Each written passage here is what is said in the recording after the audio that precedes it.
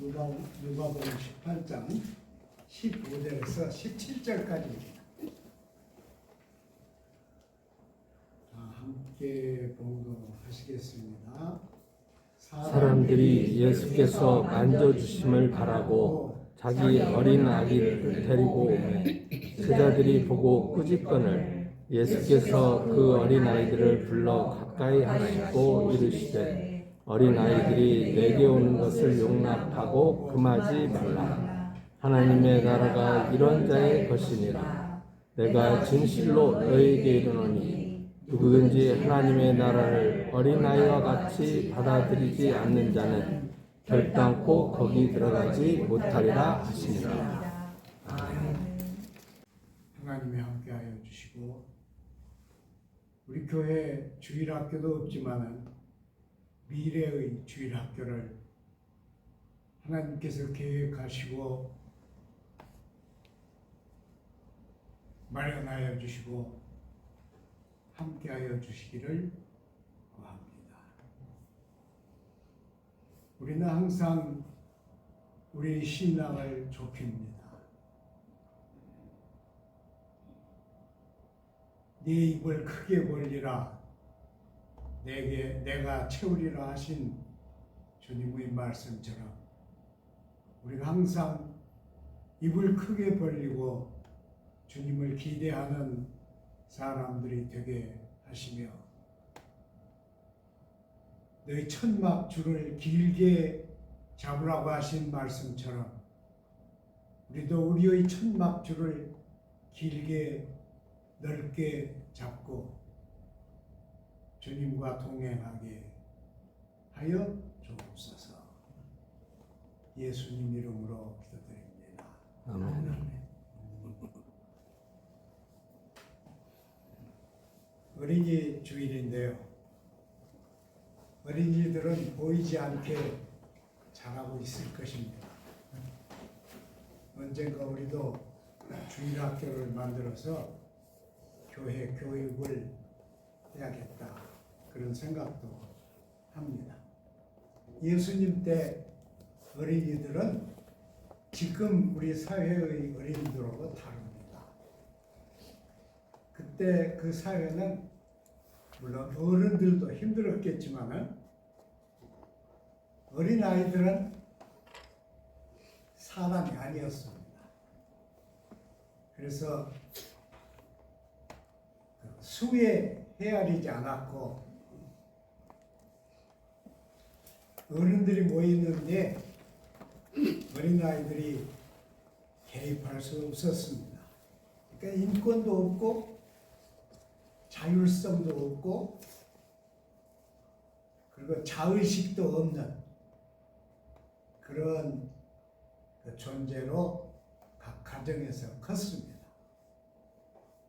그렇게 예수님이 오셔서 활동을 하실 때 어머니들이 어린아이들을 데리고 예수님께 접근하셨어요. 그 어머니들이 오늘 우리 어머니들 같이 깨끗한 옷을 입고 화려한 치장을 한 어머니들이 아닙니다. 지금으로 말하면 아프리카의 빈국 어머니들처럼 겨우 먹고 사는 그런 어머니들이었습니다. 그러니까 어린이들도 아마 아름답게 보이지 않았을 것이에요. 그래서 예수님의 제자들이 책망했습니다. 우리 잘 생각해야 하는데요. 못 오게 했다. 그런 뜻이 아니고 책망했다. 그러면 그 애들을 데리고 온 사람들이 잘못한 거잖아요. 그것을 보시고 주님은 어린아이들이 내게 오는 것을 허락하라 그랬어요. 허락하라. 우리 성경에도 허락하라 그렇게 했고 이제 다른 데는 좀 다르게 번역한 데도 있습니다. 내게 오는 것을 허락하고 금하지 말라. 하나님의 나라가 이런 자의 것이다. 그랬어요. 근데 저는 이 21세기에는 하나님의 나라라고 하는 말을 좀 삼가야겠다. 그런 생각도 해요. 나라. 그러면 여러분 머릿속에는 뭐가 생각나요? 권력. 그렇죠? 권력. 그리고 구조. 그 구조 속에서 당하는 사람들이 얼마나 많은가요? 권력을 가진 사람들 속에서 권력 없는 사람들의 존재는 존재감이 없습니다.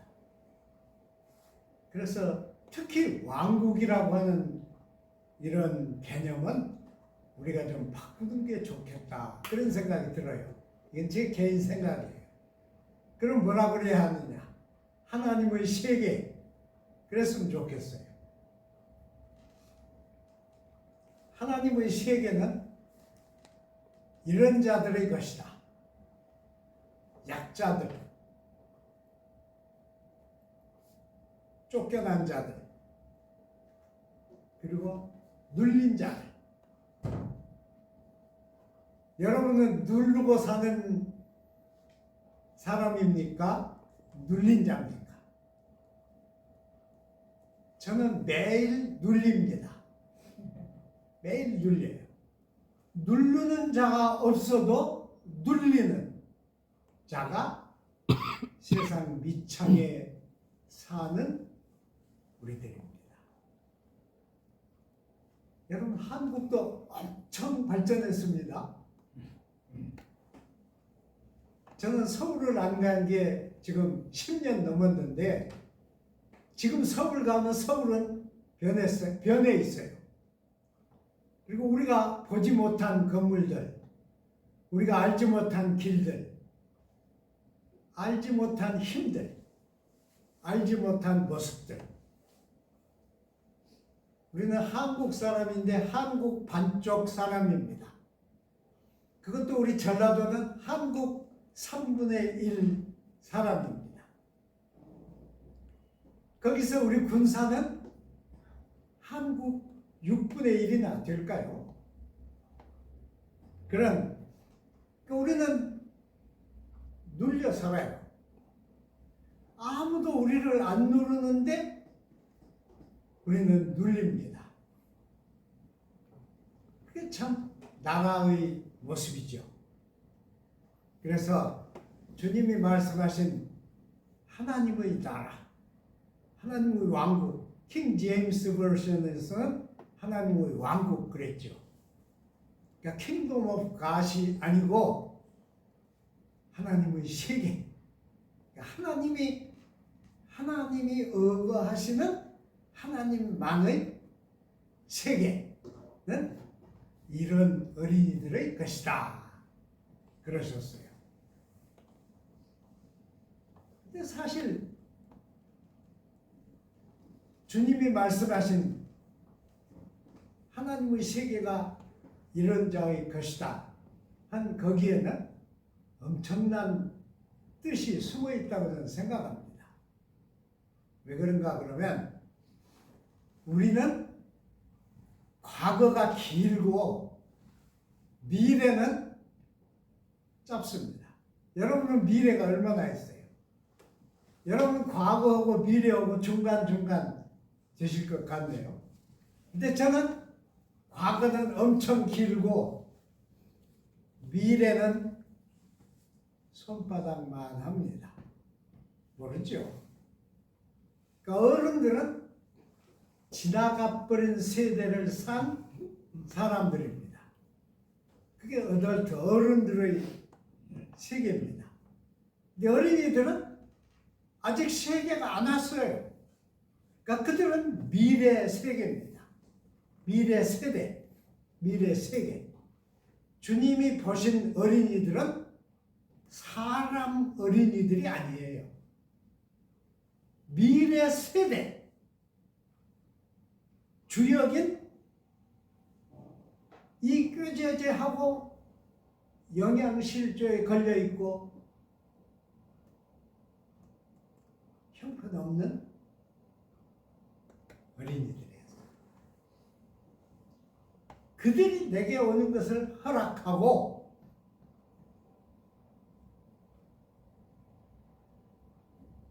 그들을 금하지 말라 그러셨어요. 근데 놀라운 것은 우리 신약 성경에는 어린이에 대한 얘기가 극히 적습니다. 아주 적어요. 요한복음에는 우리 공관복음에 있는 이 얘기도 빼버렸어요. 그러니까 요한복음에는 주님이 어린이를 만난 얘기가 없습니다. 그런데 주님은 미래 세대, 그들이 하나님의 나라 주역이다, 그렇게 보신 것입니다. 놀랍지 않아요? 그러니까 예수님의 눈에는 그 긍휼이라고 하는 안경이 항상 끼어 있었어요. 긍휼을 통해서 그 가난한 엄마들이 데리고 온 아이들을 보신 것입니다. 그래서 주님은 이 놀라운 말씀을 여기다 남기신 것입니다. 하나님의 나라는, 하나님의 세계는 눈에 잘 보이지 않는 이들의 세계다, 이렇게 하신 거예요. 저는 그런 내용을 이 성경에서 읽습니다. 그런 내용을 읽지 않으면 예수님이 뭐 애들 데리고 애들 머리에 손을 얹어 주시고 그랬다는 게 뭐 그렇게 대수로워요? 예수님이 보신 영 제너레이션의 모습입니다. 그래서 하나님의 세계가 이런 자의 것이다. 우리는 그것을 늘 어린이들의 순진 뭐 그런 걸 늘 앞세우죠. 그러나 저는 그렇게 안 생각해요. 예수님이 보시는 이 어린이들을 보시는 시선 속에는 아직 도래하지 않은 하나님의 나라, 오고 있는 하나님의 나라, 아직 안 왔어요. 아직 나지에시예요. 그런데 오고 있어요. 예수님이 오시면서부터 세상으로 하나님의 나라는 쏟아지고 있습니다. 오고 있어요. 머물지 않고 하나님의 나라가 하나님이 지으신 세상으로 쏟아지고 있는 것이에요. 그 말씀을 하시는 것입니다. 하나님의 나라가 이런 자의 것이다. 그리고 하나님의 나라를 얘들처럼 영접하지 않는다면 결단코 하나님의 나라에 이르지 못할 것이다. 그랬으니까 사실 우리가 예수님을 얼마나 오래 믿었어요. 그러면서도 하나님의 나라를 안고 있는 기쁨이나 감격이나 그런 놀라운 감정은 얼마나 돼요, 여러분? 얼마나 돼요? 몸이 아프고 뭐 가진 것이 없고 뭐 가정사가 괴롭고 그럴 때 그래도 나는 하나님의 나라에 속한 자다, 이런 생각이 들어요? 여러분 그럽니까? 아니죠. 우리는 거기 매몰되잖아요. 매몰돼요. 저도 나이가 드니까 항상 몸이 아파요.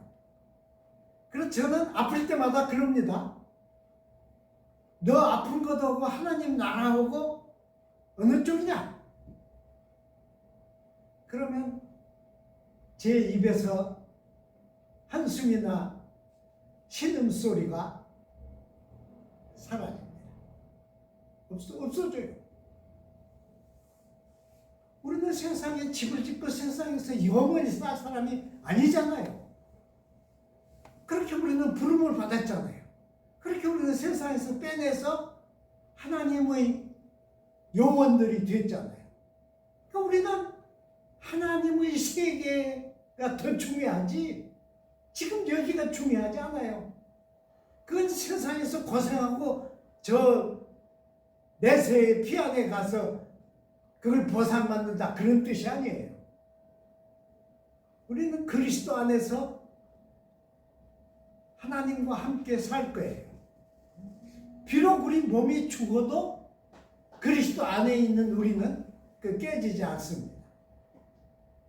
그러니까 하나님의 나라, 이 하나님의 나라를, 하나님의 세계를 어린이들 모습과 비교를 하면서 이들을 금하지 말라 그러셨습니다. 근데 사실 우리는 금하지요. 저는 30대 목사가 되어서 그때부터 주일학교에서 어린이들을 길렀는데요. 처음에 교회 가니까 어린이들이 20명도 안 돼요. 그 마을이 그냥 줄 서 있는데 어린이들은 주일날 다 다른 데 가서 놀고 교인들, 애기들만 교회에 모였어요. 그래서 그 여름에 그때는 애들이 입는 그 뭐예요? 런닝셔츠가 그때는 귀했어요. 여러분 지금부터 50년 전이니까 한번 생각해 보세요. 그래서 이 교회 물품 파는 그 상점에 가가지고 그걸 시켰어요. 200개를 시켰는데 첫날 그걸 애들 놀아줬더니 둘째 날은 300명이 애들이 왔어요. 그러니까 100개 더 시켜야 하잖아요. 그 이듬해는 잘 보니까 그 메리아스만 하는 공장이 군산에도 있더라고요. 그래서 그 집에 시켰어. 그리고 여기다가 개정 주일학교라고 글씨를 써주시오 그랬더니 아이고 그건 자기네가 잘 못한대요. 그래서 제가 가르쳐 줬어요. 두꺼운 종이에다가 개정 주일학교 파내고 롤러를 사다가 잉크를 묻혀서 이렇게 하면 된다고. 그렇게 해달라고. 그래서 그곳에서 해가지고 했죠. 그렇게 애들이 많이 모이니까 애들을 귀중하게 안 여겨요. 선생들이 애들을 막 때려요. 교회에서도. 그 애들은 교회 왔으니까 막 놀잖아요. 근데 선생님들이 때려요. 선생님들이 가르치는 시간에 가르치는 것에 비하면 선생님들이 때려서 상한 감정이 훨씬 클 거예요. 그러니까 우리는 사람 어린이로만 보지 미래의 하나님 세계의 주역으로 보지를 않습니다. 그게 이제 우리의 약점이죠. 시편 8편 2절을 보면 어린애와 젖먹이의 입으로 하나님의 위대하심을 드러낸다. 그래서 메이제스티라고 그랬죠. 하나님의 위대하심을 드러낸다. 그러니까 하나님의 위엄을 드러낸다. 우리 성경에 권능이라고 그랬죠. 하나님의 권능을 드러낸다 그랬어요. 그런데 여러분 어린애들이 어떻게 하나님의 권능을 드러내요? 이 시편 쓴 사람이 잘못되어 있잖아요. 참 그렇게 안 생각해요. 젖먹이와 어린이들은 아직 무엇도 설명할 능력이 없습니다. 그 젖먹이들, 킹 제임스 버전을 썩스라고 했어요. 썩스. 썩스는 전반 빨 줄 알지 모르잖아요. 아무것도. 그 다음에 애들이 배우는 게 뭐예요? 엄마들 젖을 먹이면 그 다음에 젖먹이가 배우는 게 뭐예요? 엄마를 보고 웃는 거잖아요. 그렇죠? 엄마를 보고 웃어. 저는 그게 중요하다고 생각해요. 어린이와 젖먹이들은 말로 표현도 못해요. 그런데 그 속에 사랑이 있어요. 어린이들은 엄마가 우주입니다. 엄마가 전 우주예요. 그래서 어린이들이 다 커서 성인이 되면 자기가 작은 우주가 되잖아요. 엄마가 전부입니다. 그러니까 그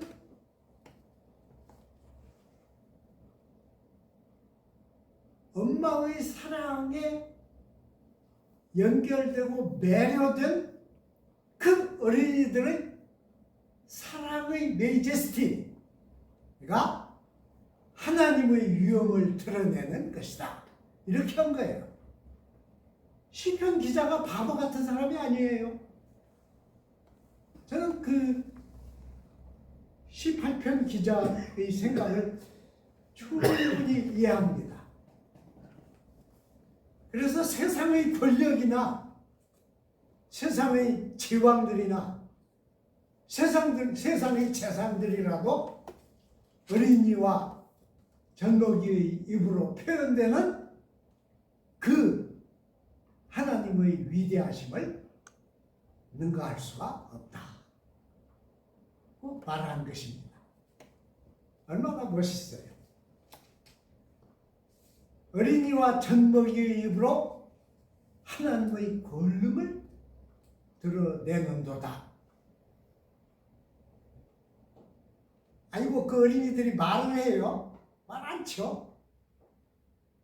그냥 엄마 젖을 먹고 엄마 품에 안겨있는 그것 자체가 하나님의 권능을 드러내는 것이다. 그렇게 이해할 수 있습니다. 그리고요, 이 똑같은 이야기는 마태복음 11장에 기록되어 있습니다. 근데 마태복음에는 달리 썼어요.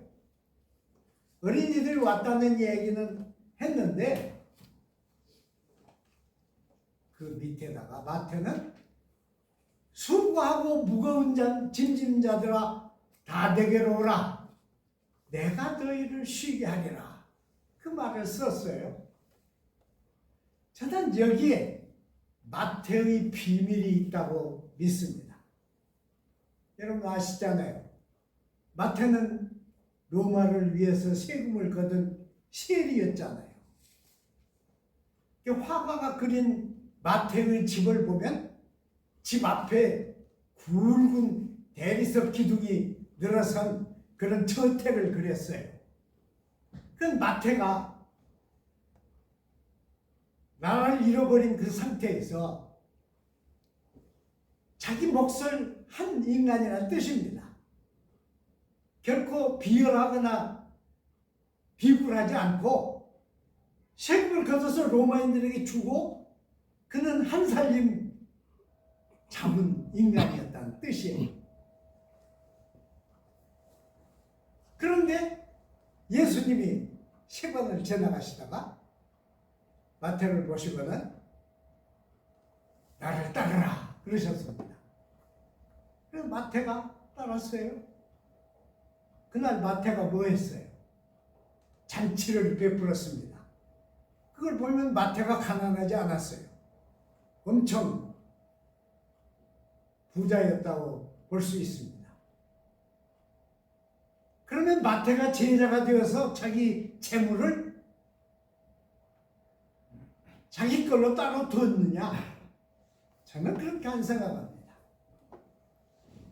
예수님의 12 제자 13인 이 그룹이 마침 13인 그룹이 우리 교인 수밖에 안 되네요.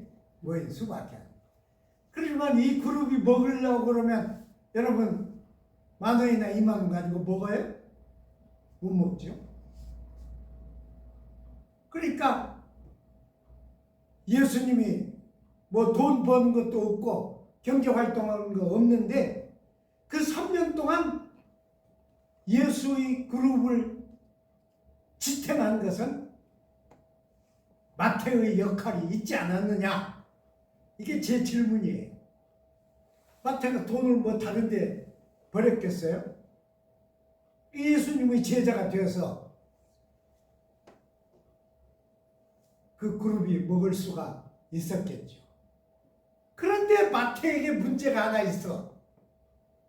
온 히브리 사람들이 손가락질을 하는 거예요. 안 그래요, 여러분? 젊은 새끼 민족 배신자다. 그리고 손가락질을 하는 거예요. 그러니까 마태에게는 괴로움이 있었어요. 엄청난 괴로움이 마태에게 있었습니다. 그 괴로움을 풀어주신 분이 예수님이었습니다. 예수님 마태를 제자로 끌어들이고 마태를 데리고 다니셨어. 오죽했으면 마태가 복음서를 기록했겠어요? 여러분? 그렇게 다 성경에 기록이 안 되어서 그러지 예수님이 마태에게 기울이신 주님의 마음은 보통이 아니었을 거라고 저는 믿습니다. 근데 마태가 예수님이 어린애들이 왔을 때 걔들이 오는 걸 허락하고 금하지 말라고 어린애들 같이 하나님의 나라를 영접하지 아니하면 결탄코 들어갈 수 없다고 말씀하시는 그 장면을 볼 때 마태가 그 장면을 볼 때 마태의 머릿속에는 뭐가 생겼어요? 나이가 어리고 몸이 작은 어린이들만 아닙니다. 마태가 본 것은 나이 들고 어른이 되었지만 어린이들 수준밖에 안 되는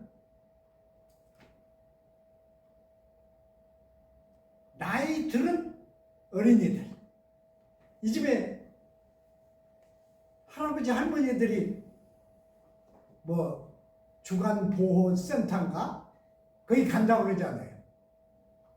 예, 어린이들이 되잖아요. 근데 마태가 본 건 그겁니다. 수고하고 무거운 짐진 자들이 누구냐? 수고하고 무거운 짐진 자들은 그 사회에서 어린이들만 아니고 어른은 어른인데 몫을 못하는 그런 나이 든 어린이들입니다. 수고하고 무거운 짐진 자. 그 대표는 마태입니다. 자기가 느끼는 거예요. 와, 주님이 저 꾀죄죄한 어린이들을 끌어안고 그들 머리에 안수를 하시고 그들을 축복하시는데 주님이 나를 제자로 삼으신 것은 바로 이것이 아닌가. 거기에 묶어서 마태는 수고하고 무거운 짐진 자들아 다 내게로 오라. 내가 너희를 쉬게 하리라. 한 말씀을 기록한 것입니다. 그러니까 마태가 기록한 게 우리에게 아주 중요해요. 어린이들만 아닙니다.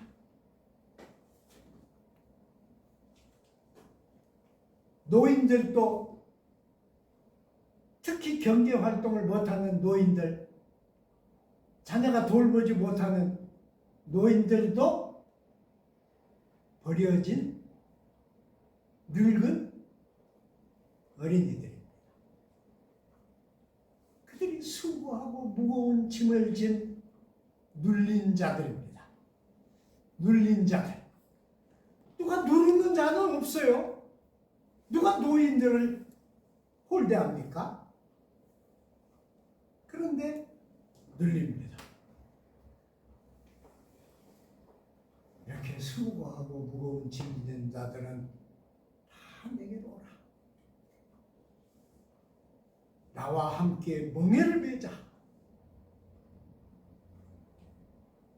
나는 겸손해서 내 멍에는 가볍고 쉽다.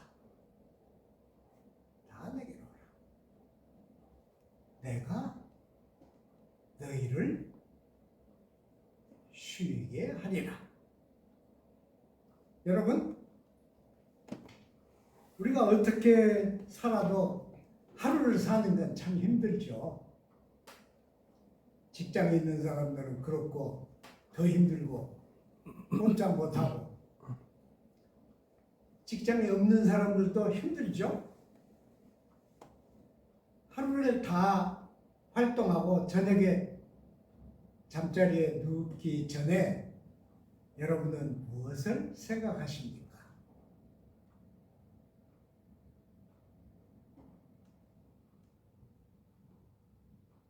수고하고 무거운 짐진 자들은 다 내게로 오라. 내가 너희를 쉬게 할 수 있다. 내 멍에를 같이 매자. 그 멍에가 뭐예요? 종의 멍에입니다. 소의 멍에입니다. 일꾼의 멍에입니다. 멍에를 같이 매자. 내 멍에는 가볍고 쉽다. 내가 너희를 쉬게 하리라. 기도하겠습니다. 아버지 하나님, 오늘은 우리 한국교회의 어린이 주일입니다. 어린이 주일을 주신 것을 감사드립니다. 미래교회 어린이들이 다 모여서 미래교회 주일학교를 할 수 있게 하나님 축복하여 주시고 인도하여 주옵소서. 각 가정에서 자라는 어린이들이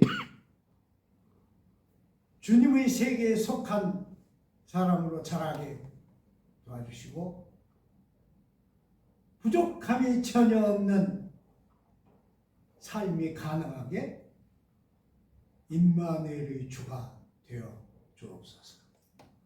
예수님 이름으로